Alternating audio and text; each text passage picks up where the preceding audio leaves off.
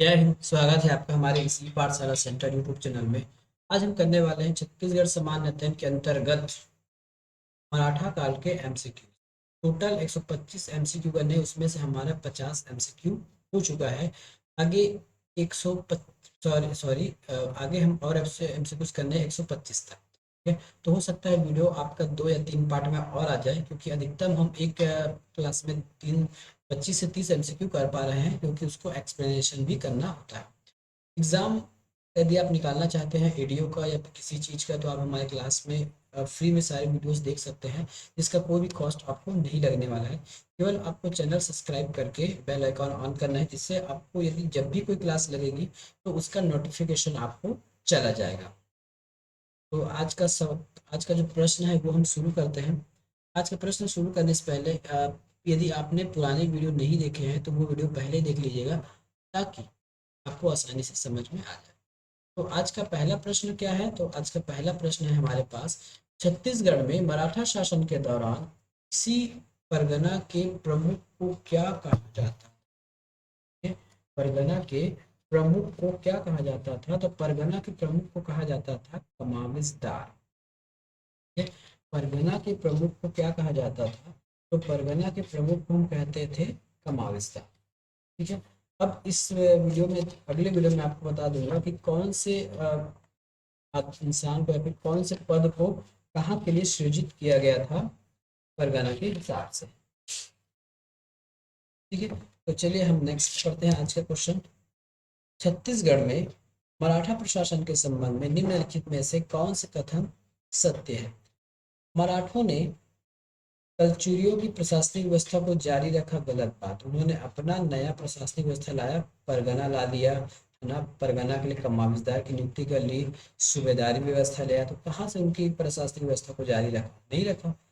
मराठों का छत्तीसगढ़ में खालसा क्षेत्र पर प्रशासकीय नियंत्रण था, ये सही है। अब देखिए, खालसा क्षेत्र क्या होता है? 2 क्षेत्र होता है खालसा।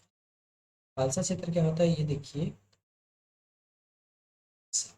खालसा का मतलब होता है वैसे क्षेत्र जिसमें जमींदार का सीधा, ना, जमींदार बोलता हूँ, शासन का सीधा संबंध होता है। शासन सीधा टैक्स वसूलती है ना, इसको हम बोलते हैं खालसा क्षेत्र।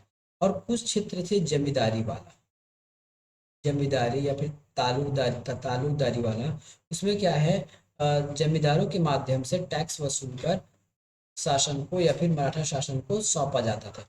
खालसा में क्या होता था, सीधे सरकार का या फिर जो मुखिया होता था, राजा होता था, उसका प्रत्यक्ष नियंत्रण रहता था, प्रत्यक्ष टैक्स वसूला जाता था। लेकिन और जो जमीन होती थी उसमें जमींदार या फिर जो उनके द्वारा नियुक्त किए गए लोगों के द्वारा उसमें टैक्स वसूला जाता था। ये हमारा सही था। छत्तीसगढ़ भू राजस्व में टसला बंदोबस्त था? नहीं, बिल्कुल नहीं। मराठा प्रशासन कलचुरी के राजा को सौंप दिया, गलत बात, जब से उनके छीन लिया था भास्कर पंत ने। तो मराठों ने छत्तीसगढ़ में इजादारी व्यवस्था आरंभ की, ये हमारे सल्तनत काल के टाइम का है, यहाँ का नहीं है। जब इंडियन जीएस पढ़ेंगे तब इसको बताएंगे।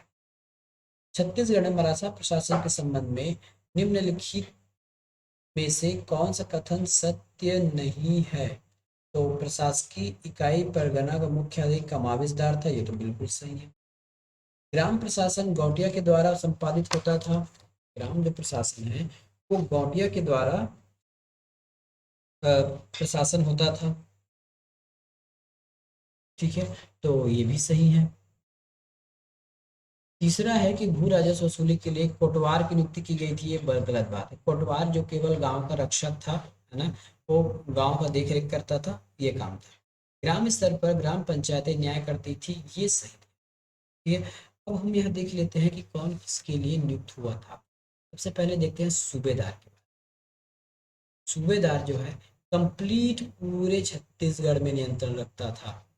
ये किसका प्रतिनिधि होता था? या तो प्रतिनिधि बोले या ठेकेदार बोले, तो ये जो नागपुर के भोसले शासक थे ना, नागपुर के जो भोसले शासक थे, उनसे ये जमीन, इसे छत्तीसगढ़ में इनको भेजा जाता था टैक्स वसूल कर इनको जमा करने के लिए, या फिर ये ठेका लेके आता था वहां से। खत्म। उसके बाद क्या हुआ, हमारा ये जो सूबेदार जी हैं, इस पूरे छत्तीसगढ़ को छोटे छोटे भागों में बांट दिया, 27 भाग। अब प्रत्येक भाग के लिए इसने लग दिया कमाविसदार, कमाविसदार रख दिया। ठीक है। कमाविजदार क्या होता है, इस छोटे छोटे एरिया, जैसे अभी जिले हैं, जिले में जिलाधीश बैठते हैं, कलेक्टर बैठते हैं, डीएम साहब बैठते हैं, उसी प्रकार प्रत्येक परगना में, है ना, 27 परगना में बांटा था, 27 परगने में बांटा था, तो 27 परगने का प्रत्येक मुखिया होता था, उसको हम कहते थे कमाविजदार। ये समझ में आ गया। अब चलते हैं गौटिया के पास। ये गौटिया, इस परगने में एक छोटा सा गांव रहता था, इस छोटा से गांव में होता था गौटिया। ये गौटिया होता था, जो वहाँ का प्रशासन से मतलब दिखता था, सामान्य प्रशासन, जीएडी विभाग, सामान्य प्रशासन वहाँ का दिखता था। एक था इसी, या फिर एक दो तीन गांव के मुखिया या फिर इनको क्लस्टर बना के एक पटेल रखा जाता था, और जहाँ पटेल होता था ना, उस गांव का गौटिया भी होता था। इनकेस कहा जाए तो पटेल के ऊपर था, सॉरी, जो गौटिया के ऊपर था पटेल, और पटेल के नीचे था गौटिया, गौटिया पटेल के अधीन कार्य करता था। तो ये गांव के लिए होता था कौन, गौटिया और पटेल। कमाविजदार जिले, जैसे हमारे यहाँ जो जिलाधीश बैठते हैं कलेक्टर महोदय, उसी प्रकार इसको मान के चलिए। और सूबेदार जो है वो अब सीएम मान के चलिए, वैसे तो सीएम होते नहीं थे, लेकिन जस्ट लाइक सीएम की तरह वो काम करते थे, जैसे सेंट्रल का काम हमारा सीएम करके देता है, उसी प्रकार नागपुर के भूतला शासक का जो कार्य है वो सूबेदार करके देता था। इतना तक हम समझ गए। अब पटेल तक में समझ गए। अब देखते हैं फडनवीस क्या था। एक था हमारा फडनवीस करके, इसका काम क्या था, ये देखिए फडनवीस का। तो फडनवीस का काम था टैक्स वसूल। फडनवीस का काम था आय, सॉरी वसूला नहीं, ये आय व्यय का हिसाब रखता था, ये केवल हिसाब रखता था। फंड, फ से फडनवीस, फ से फंड, फंड का हिसाब किताब कौन रखता था, तो ये फडनवीस रखता था, कितना पैसा आया कितना पैसा गया, ये इसका काम था। ठीक है। ये सर्वोच्च लेखाधिकारी था, जैसे हमारे पास रहता है ना, क्या बोलते हैं, ऑडिटर एंड कंप्यूटर जनरल, या फिर जो बड़े बड़े लेखा जो देखते हैं महालेखाकार देखते हैं, उसी प्रकार ये जो फडनवीस था बहुत बड़ा लेखा अधिकारी था, उसके नीचे कई जीव जंतु पाले जाते थे। ठीक है? अब देखते हैं बरार पांडे, नाम से ही पता है बरार पांडे। बरार पांडे क्या था, तो ये प्रत्येक गांव के कृषि उत्पादकता के आधार पर लगान निर्धारित करता था। ये लगान प्रत्येक गांव के लिए, प्रत्येक गांव गांव जाके घूमता था, हाँ तो अगर अपना खेत है इतना कर, एक अगर अपना खेत है कर अपना खेत, तो तुम्हारा खेत ज्यादा है ज्यादा लगान दोगे, कम है तो कम लगान दोगे। इस प्रकार से गांव गांव में घूम घूम कर गांव के ऊपर टैक्स निर्धारित करता था, गांव के क्षेत्रफल को देखते हुए। ठीक है, तो ये बरार पांडे का काम हो गया। वैसे भी जो बरार मांगने आते हैं दुर्गा चंद्र, जिसको हम हिंदी में छत्तीसगढ़ी में बरार कहते हैं, वो घूम घूम कर मांगता है। उसी प्रकार ये जो बरार पांडे है वो भी घूम घूम कर टैक्स निर्धारण करता है। अगला है पंडरी पांडे। पंडरी पांडे, तो पंडरी पांडे का क्या कार्य था, तो मादक द्रव्य था ना? मादक द्रव्य मतलब दारू, दारू के जो आय होता था उसके हिसाब रखता था, ये इसका हिसाब रखने वाला था। और मेन कौन था, फडनवीस, हिसाब किताब मेन मेन बॉस। और केवल दारू विभाग की मतलब आबकारी विभाग किसके पास था, तो पंडरी पांडे के पास था। देख लीजिए, जो आबकारी विभाग, जो हमारे अभी जो छत्तीसगढ़ में आबकारी विभाग चलती है, उसके हिसाब से आबकारी विभाग पिछले बार मतलब पहले मराठा शासन में पंडरी पांडे के पास था। ठीक है, पंडरी पांडे के पास था। उसके बाद आता है आपका पोतदार, के बाद आता है पोतदार। तो पोतदार का क्या काम था, ये खजांची था, है ना, मतलब रुपया पैसे के गले में बैठता था, खजांची था, है ना। जितना भी टैक्स आता था इनके पास आके जमा होता था, ये हिसाब रखते थे कि कहाँ से कितना पैसा आया गया है। अब उसके बाद आता है आपका बढ़कर। बढ़कर क्या चीज था, तो ये थे परगने के सामान्य स्थिति को सूचना देता था, मतलब घूम घूम कर ये भी आपका टैक्स संबंधी काम करता था परगना में। लास्ट है आपका पौनी, ये हमने कुछ नया दिख रहा है पौनी। तो पौनी क्या होता है, तो ये विशेष सेवादार होते थे, सेवादार। और हमारा कोटवार बच गया, ये कोटवार का काम क्या था, तो ये गांव का रक्षा करना इसका काम, गांव का रक्षा करना, गांव के पटेल और गोटिया इसकी सहायता करना किसका काम था, कोटवार का काम। आगे हम देखते हैं, इतना आपको याद हो जाएगा तो हम आगे देखते हैं। इस राज्य में मराठा शासन काल में मोकासा का अर्थ क्या था, तो इस राज्य में मोकासा का अर्थ था दान दिया वाला, जो दान दिया गया था जमीन, उसको बोला जाता था मोकासा का। निम्नलिखित में से कौन सी जोड़ी मराठा कालीन छत्तीसगढ़ में परगना अधिकारी और उसका दायित्व सुमेलित है, कमाविजदार, नागरिक, सैन्य और वित्तीय दायित्वों का निर्वहन। सुमेलित है मतलब किसी, इसमें पूर्व वाला तो है नहीं, तो कोई एक जो है वो सही होगा। क्या कहा हमने, कोई एक है वो सही होगा। तो चलिए हम एक को सही मान के चलते हैं आगे।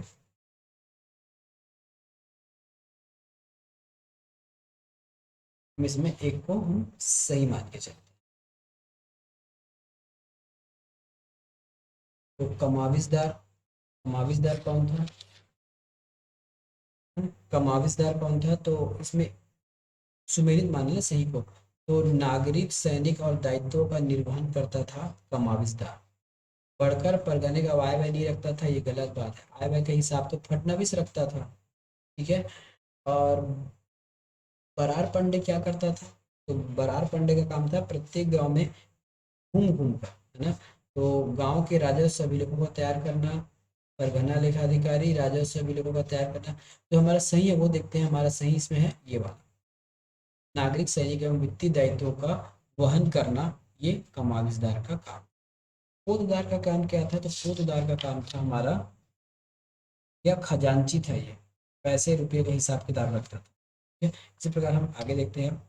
छत्तीसगढ़ में मराठा शासन के दौरान राजकोषीय अधिकारी किसको कहा गया था?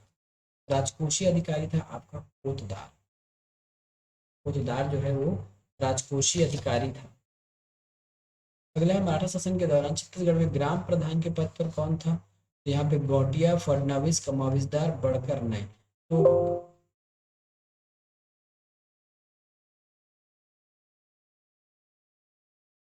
ठीक है, तो इसमें फडणवीस तो आय व्यय का हिसाब रखता था।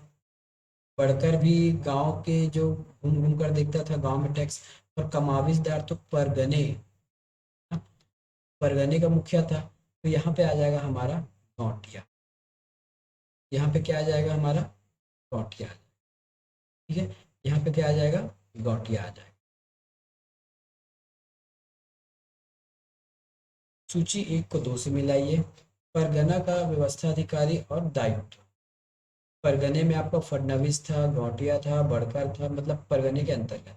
कमाविजदार का काम क्या था? परगने के आय व्यय का हिसाब बिल्कुल नहीं, परगने के प्रशासन का प्रमुख, ये सही है। और कमाविजदार है परगने के प्रशासन का, सॉरी सॉरी गलत लगा दिया हमने, गलत लग गया। ये कमाविजदार जो है परगने के प्रशासन का प्रमुख था। फडणवीस क्या करता था? तो आय व्यय का हिसाब रखता था, ना, कितना आया कितना गया, फडणवीस का काम था। गौटिया का क्या था? तो ये ग्राम का प्रमुख था। बड़कर क्या था? परगने के सामान्य स्थिति की सूचना देना, ये बड़कर का काम था। ये हमने मिला लिया। आगे चलते हैं। छत्तीसगढ़ में मराठा शासन के दौरान गांवों का दौरा करने वाले और भू राजस्व की जानकारी एकत्र करने वाले अधिकारी का क्या नाम दिया गया है? कुलकर्णी? बिल्कुल नहीं, हमने तो पढ़ा नहीं है, कोड पढ़ा ही नहीं है। बरार पांडे और फडणवीस है। लेकिन फडणवीस तो आय व्यय का हिसाब रखता था, आय व्यय का। बचा कौन? बरार पांडे, यही हमारा आंसर है। छत्तीसगढ़ में मराठा प्रशासन के अंतर्गत परगना पद्धति की निम्नलिखित में से कौन सी जोड़ी सुमेलित नहीं है? फडणवीस क्या कहता था? आय व्यय का हिसाब बिल्कुल सही है। बढ़कर क्या है? लगान संबंधी दस्तावेज। बरार पंडे सरकारी संपत्ति सुरक्षा। पोतदार परगने की आमदनी का विकास। तो इसमें से कौन सा सुमेलित नहीं है, ये आपको बताना है, ठीक है। इसमें से सुमेलित कौन सा नहीं है? तो आपका सुमेलित नहीं है सी वाला, बरार पांडे। पर बरार पांडे का काम क्या था? बरार पांडे का हमने नाम देखा था यहाँ पे। बरार पांडे का नाम था, ये जो है गांव के कृषि उत्पादक थे ना, वो घूम घूम के तय करता था कि किसके पास कितनी जमीन है और उतना टैक्स पटाना पड़ता। बड़का का काम था लगान संबंधी दस्तावेज तैयार करना। पोतदार का काम था परगने की आमदनी का हिसाब करना, या एक खजांची भी था। निम्नलिखित में से किसने छत्तीसगढ़ के मराठा शासन के आय व्यय का हिसाब रखता था? तो मराठा शासन का विस्तार फडणवीस रखता था। निम्नलिखित में से कौन सी जोड़ी छत्तीसगढ़ में मराठा कालीन एवं उनके कार्य को सुमेलित नहीं करता? देखिए ये क्वेश्चन बार बार आपको पूछा गया है, इसलिए बार बार आपको ये लग रहा होगा। टकोली, टकोली क्या चीज है? तो इसमें टकोली दिखा गया है, ये है हमारा टकोली। तो कौन सी सुमेलित नहीं है ना, तो इसमें सुमेलित नहीं। टकोली क्या था? तो जमींदारों द्वारा देय वार्षिक नजराना, याद रखिए इसको, ये टकोली था। जमींदारों द्वारा देय वार्षिक नजरानाओं का ये नाम था। आबकारी क्या था? तो मादक पदार्थ पर लगा टैक्स आबकारी, ठीक है। सराय क्या था? तो विक्रय कर था। सराय क्या था? विक्रय कर था।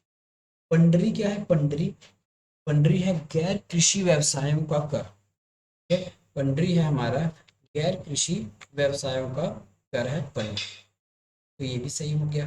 सेवाई क्या है? पशुओं पर लगाया जाने वाला कर, जबकि ये गलत है। सेवाई का अर्थ होता है अन्य अस्थायी कर। पशुओं पर लगाए जाने वाले कर को हम सेवाई नहीं बोलते, ये अन्य में आता है। सेवाई जो है अन्य कर में आता है। तो इतने हमने देख लिया। कितना देखा हमने? लगभग 4 सही देख लिया, 5 देख लिया है ना। ककोली सराय, इसमें एक बचा सराय, लगभग सब हो गया। ये है हमारा टैक्सेशन वाला। इससे क्वेश्चन पूछता ही पूछता है, ढंग से इसको याद कर लीजिएगा। ककोली जो वार्षिक देय होता था वह जमींदारों द्वारा, ठीक है। आबकारी मादक दर में लगता था। सराय बिक्री कर है। पंडरी जो है गैर कृषि व्यवसाय में आता था, और सेवाई जो है अन्य कर में आता था। मराठा में सेवई क्या कहलाता था? तो बिक्री कर है, गैर कृषि लेने वाला कर, अर्थदंड या ग्राम प्रमुख। ये इसका आंसर हो जाएगा सेवई अन्य वाला, है ना। अन्य हम लेते थे तो वो अर्थदंड।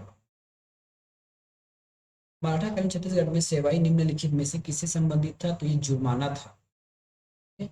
ये जुर्माना था।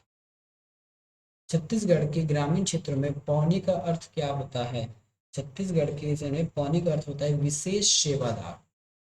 विशेष सेवादार होता है पौनी का अर्थ। निम्नलिखित में से कौन सी जोड़ी छत्तीसगढ़ में मराठा शासन में दिया गया भूमि दान और उसका अर्थ सुमेलित नहीं है? मोकासा का मतलब क्या होता है? तो मोकासा का मतलब होता है ब्राह्मणों को दिया गया दान में गाँव। धर्माशय का मतलब होता है धर्म के नाम पर दिया गया गांव। देवस्थान का मतलब होता है मंदिर के लिए, जबकि नामनुकुन का कमजदार को दान दिया गया, ये गलत है, ये गलत है। अगला हमारा प्रश्न है, मराठा कालीन परगनों में सेवा से बंदी व्यवस्था की से प्रसिद्ध थी। ये थी हमारी पुलिस व्यवस्था। हाँ, से बंदी व्यवस्था किससे प्रसिद्ध थी, मतलब किस नाम से जाना जाता था, संबंधित था? वो पुलिस व्यवस्था से संबंधित था। अगला प्रश्न है, छत्तीसगढ़ पहली बार किस वर्ष अंग्रेजी शासन के अधीन आया? तो छत्तीसगढ़ है पहली बार कब आया अंग्रेजी शासन के अधीन? किस वर्ष हुआ? ये 1801, 1818, 1812, 1821। ये आया 1818 में। क्यों क्यों आया अब ये भी जान लीजिए। द्वितीय आंग्ल मराठा युद्ध हुआ था। तीसरा मराठा युद्ध हुआ अंग्रेजों के साथ। उस समय जो अप्पा साहब थे ना, अप्पा साहब थे, अंग्रेजों के साथ संधि कर ली, और निश्चित ही रूप से ये संधि अंग्रेजों के हित में थी। अप्पा साहब को एक रेजिडेंट रखना था अपने नागपुर में, लेकिन ये बाद में उपद्रव करने लगे अप्पा साहब, है ना। रेजिडेंट की बात नहीं मानते थे, अंग्रेज प्रतिनिधि की बात नहीं मानते थे, इसलिए अंग्रेजों ने इसकी सत्ता को हड़प लिया। क्यों? इसके मरने के बाद, अप्पा के मरने के बाद। क्योंकि जो R3 थे, रघुजी तृतीय थे, वो जो अल्पायु थे, अल्पायु थे, इसलिए अंग्रेज ने अपने हाथ में छत्तीसगढ़ का शासन ले लिया गया, और संधि कर ली कि जब ये वयस्क हो जाएंगे तब हम इसको उनकी राजपाट सौंप देंगे। लेकिन अंग्रेज साले गोरे किसी के नहीं होते थे, उन्होंने पूरे सौंपने के बाद भी अपना रेजिडेंट उसके सामने रखा हुआ था। ऐसा तो लोग हैं घटिया। चलो नेक्स्ट। नागपुर के भोसला राज्य पर 1818 ईस्वी में ब्रिटिश संरक्षण स्थापित करने की निम्नलिखित में से कौन सा तत्व मुख्य उत्तरदायी है? नागपुर दरबार का षड्यंत्र, रघुजी तृतीय का अल्पायु होना, सहायक संधि को स्वीकारना, नागपुर राज्य में गृह युद्ध होना, और अन्य विकल्प इसमें से कोई नहीं। इसमें मेन था रघुजी तृतीय का अल्पायु होना, वो छोटा बच्चा था, इसलिए अंग्रेजों ने अपने हाथ में ले लिया कि तुम लोग संभाल नहीं पाओगे, हमको दे दो, हम बाद में वापस करेंगे। ऐसा करके मांग लिए। 1818 से 1830 तक छत्तीसगढ़ के सुप्रीडेंट, अब देख सुप्रीडेंट क्या होता है, क्योंकि 1818 से 1830 तक अंग्रेज के काल में आ गए, तो कोई ना कोई तो यहाँ आएगा शासन प्रशासन संभालने के लिए। तो उस समय सुप्रीडेंट अधीक्षक की नियुक्ति की गई ना। छत्तीसगढ़ में अंग्रेजों द्वारा अधीक्षक की नियुक्ति की गई। तो वही पूछ रहा है कि उनमें से निम्न कौन व्यक्ति था? एडमंड, एगन्यू, हंटर और सैंडिस। ये आपको सही उत्तर बताना है 1828 से 1830 तक। ठीक है, तो इसमें से हो जाएगा, क्या पूछा गया है आपका, कौन से व्यक्ति थे? तो उसमें कौन से व्यक्ति थे आपके? एक दो तीन चार, चारों थे, ठीक है। कैप्टन एडमंड एगन्यू, हंटर और सैंडिस, ये अधीक्षकों का क्रम था। एडमंड पहले आया, फिर एगन्यू आया, ठीक है, फिर हंटर, फिर सैंडिस आया। तो अब इसका हम कार्य यहीं पे देख लेते हैं ताकि आपको बाद में याद नहीं ना पड़े। कैप्टन जो एडमंड था वो कब आया? ये 1818 में आया, और अपने कार्यकाल के दौरान ही मृत्यु को प्राप्त हुआ, ठीक है। अब आते हैं कर्नल पीवांस एगेन्यू। एगेन्यू कब आया? तो ये आया आपके 1818 से 1825 तक ये शासन किए, मतलब छत्तीसगढ़ को। हंटर कब आया? तो हंटर आया था 1825 में, कुछ समय बाद चला गया। सैंडिस आया, सैंडिस भी 3 साल किया, 1825 से 28 तक किया, ये सैंडिस किया था। इसके बाद और लोग आए थे ना। सैंडिस के बाद 5वें नंबर में कौन आया था? तो 5वें नंबर में आया था आपका विल्किंसन। पूरा नाम है कैप्टन विल्किंसन, पूरा नहीं लिख रहा हूँ, आप लिख लीजिएगा। कैप्टन विल्किंसन आया, ये किया अपना 1828 में। फिर 6ठे नंबर पर आया कैप्टन क्राफर्ड, ये लास्ट था, क्राफर्ड। ठीक है, कैप्टन क्राफर्ड, ये 1828 से 1830 तक चला, बाद में R3 को सौंप दिया। ठीक है, डेट याद कर लीजिएगा, डेट से जरूर आपको क्वेश्चन पूछेगा। कैप्टन एडमंड 18, एगेन्यू आपका आया था 1825 में, हंटर आया 25 में, ठीक है, सैंडिस आया 25-28 में, विल्किंसन आया 28 में, क्राफर्ड आया 28 से 30 में। लगभग 12 साल उन्होंने शासन किया। तो इस प्रकार से ये पूरा सही बैठ जाता है।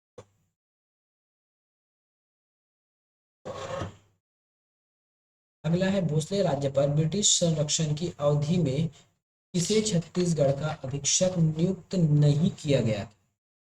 ठीक है, किसे छत्तीसगढ़ का अधीक्षक नियुक्त नहीं किया गया था?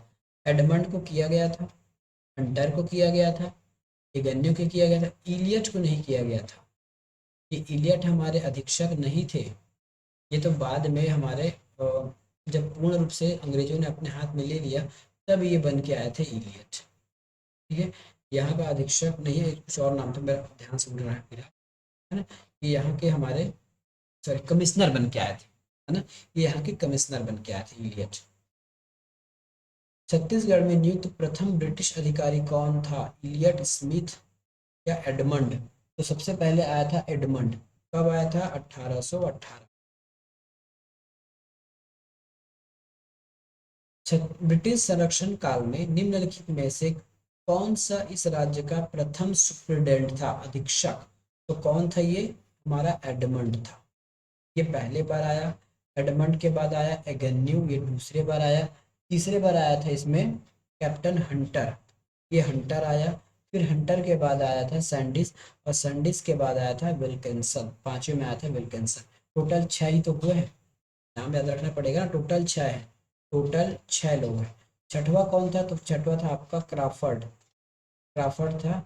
और चौथा नंबर था हमारा कैप्टन सैंडिस, कैप्टन सैंडिस छठवें नंबर।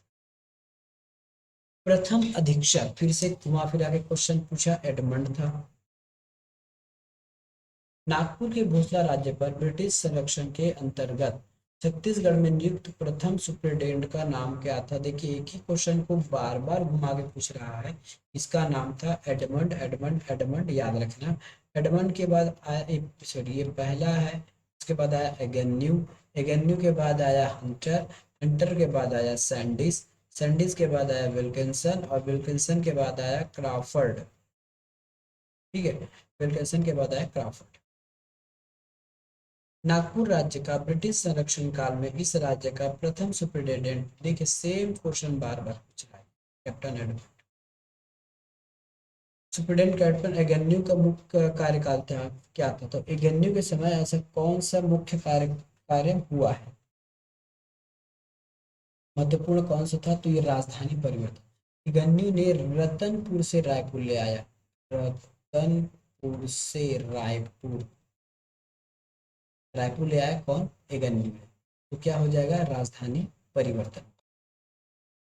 परगना पद्धति ये नहीं लाए थे भैया, है ना, परगना पद्धति लाए थे हमारे विट्ठल ने। ठगी या फिर सती प्रथा का उन्मूलन किया था हमारे R3 में। निम्नलिखित कथन पढ़िए, सुप्रिटेंडेंट के रूप में मेजर एगन्यू ने छत्तीसगढ़ की राजधानी रतनपुर से रायपुर स्थानांतरित की। ये तो बिल्कुल सही है, ठीक है, ये बिल्कुल सही है, एगन्यू ने। और छत्तीसगढ़, उसने छत्तीसगढ़ की प्रशासनिक झांकियों का पुनर्गठन किया, उसने छत्तीसगढ़ की पंचायत की व्यवस्था की। अब इसमें से देखिए कौन कौन से सही हो सकता है। इसमें से सही है आपका केवल एक और दो, है ना। पुनर्गठन किया, पंचायत का बात तो बहुत दूर से, उन्होंने पंचायत को छुआ भी नहीं था। तो तीन जिसमें जिसमें इसको काट दीजिए, यदि आपको पता हो कि तीन गलत है तो तीन यहाँ से कटेगा, यहाँ से कटेगा, यहाँ से कटेगा, बाकी एक और दो सही हो जाएगा। छत्तीसगढ़ में राज्य व्यवस्था हेतु मेजर एगन्यू ने निम्नलिखित में से किन कर्मचारियों की नियुक्ति किया था?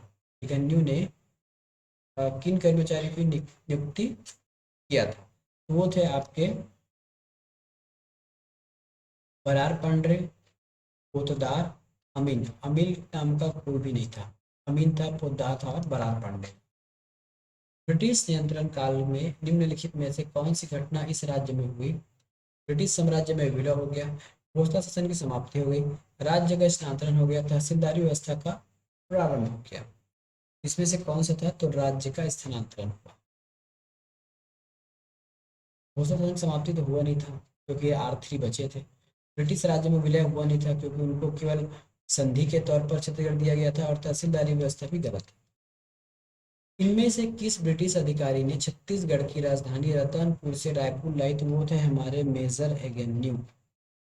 मेजर एगेन्यू ने ऐसा किया था। तो आज की क्लास में हम इतना ही देखेंगे, मिलेंगे नेक्स्ट वीडियो में, तब तक के लिए धन्यवाद।